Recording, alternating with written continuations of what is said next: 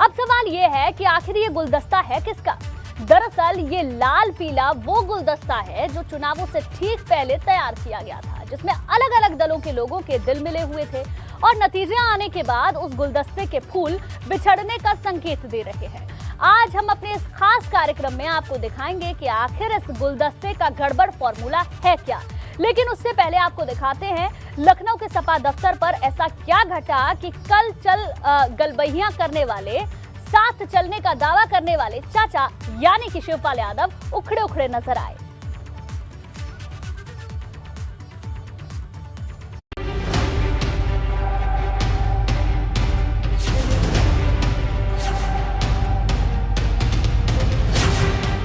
धरे के धरे रह गए सारे कयास।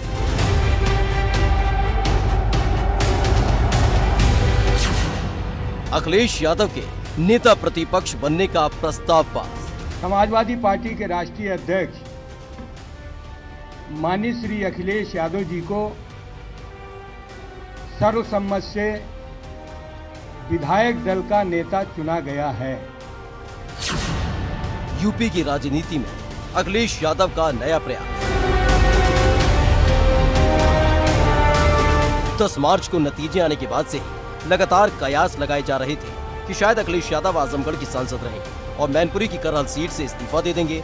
लेकिन 22 मार्च को एक तस्वीर तेजी से सोशल मीडिया पर तैरने लगी, जिसमें लोकसभा स्पीकर ओम बिरला के साथ अखिलेश यादव नजर आ रहे हैं। 22 मार्च को अखिलेश यादव ने आजमगढ़ के सांसद पद से इस्तीफा दे दिया था और इसके साथ ही वो सारे कयास धरे के धरे रह गए, जिसमें उम्मीद जताई जा रही थी कि विधानसभा में नेता प्रतिपक्ष के तौर पर कोई बड़ा चेहरा प्रतिनिधित्व करेगा।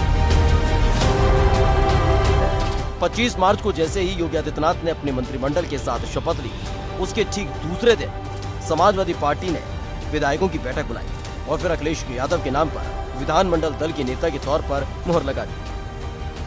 समाजवादी पार्टी के विधायक दल की पहली बैठक आज हुई और बैठक अब खत्म हो चुकी है। करीब 4.5 घंटे तक चली इस बैठक में वरिष्ठ सपा विधायक अवधेश प्रसाद ने अखिलेश यादव जो पार्टी के मुखिया हैं उनका नाम विधायक दल के नेता के रूप में प्रस्ताव पेश किया और लालजी मौर्य ने विधानमंडल दल के नेता के रूप में अखिलेश यादव का नाम उनका प्रस्ताव रखा, जिसे सर्वसम्मति से पारित कर दिया गया। बैठक में जनता के मुद्दों को लेकर सदन से सड़क तक संघर्ष करने की रणनीति तय हुई है।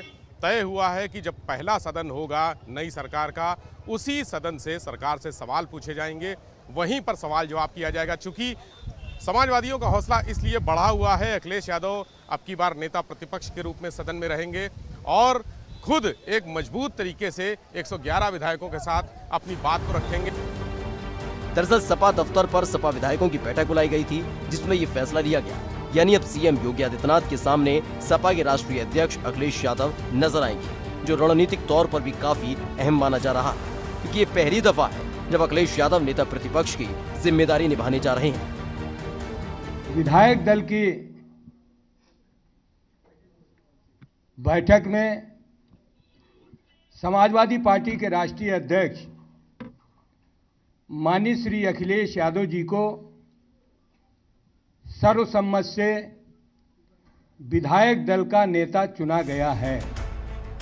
सदन के अंदर पिछले 5 साल जो तस्वीर नजर आई वो इस बार पलट सकती है, क्योंकि इस बार योगी सरकार को सदन में अखिलेश यादव घेरेंगे और कई तरह की चुनौतियों से योगी सरकार को अब निपटना पड़ेगा। यूं तो लगातार अखिलेश यादव सरकार पर हमलावर रहे हैं, लेकिन देखना दिलचस्प होगा कि आखिर वो कैसे योगी सरकार को घेरते नजर आते हैं, क्योंकि पहला बड़ा मुद्दा है बेरोजगारी।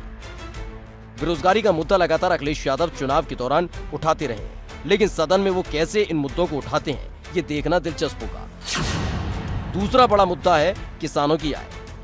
किसानों का मुद्दा भी अखिलेश यादव उठाते रहे हैं, लेकिन सदन में सरकार के सामने वो क्या तथ्य और तर्क पेश करते हैं ये भी देखना दिलचस्प होगा। इसके साथ ही तीसरा बड़ा मुद्दा है सुरक्षा व्यवस्था का।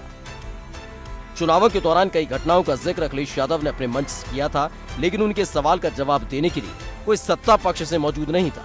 लेकिन अब अगर वो सदन के अंदर सीएम योगी आदित्यनाथ के सामने ये मुद्दा उठाते हैं तो सरकार को घेरने में वो कितना कारगर रहते हैं ये देखना दिलचस्प होगा। अगले 5 साल उत्तर प्रदेश की विधानसभा का हर सत्र काफी रोमांचकारी हो सकता है, क्योंकि ये पहली दफा होगा जब विधायक चुनकर योगी आदित्यनाथ ने सत्ता पक्ष के सिरमौर के तौर पर सामने होंगे, तो वहीं पहली बार नेता प्रतिपक्ष के तौर पर चुनौती पेश करते नजर आएंगे Akhilesh Yadav. Bureau report, ABP Ganga.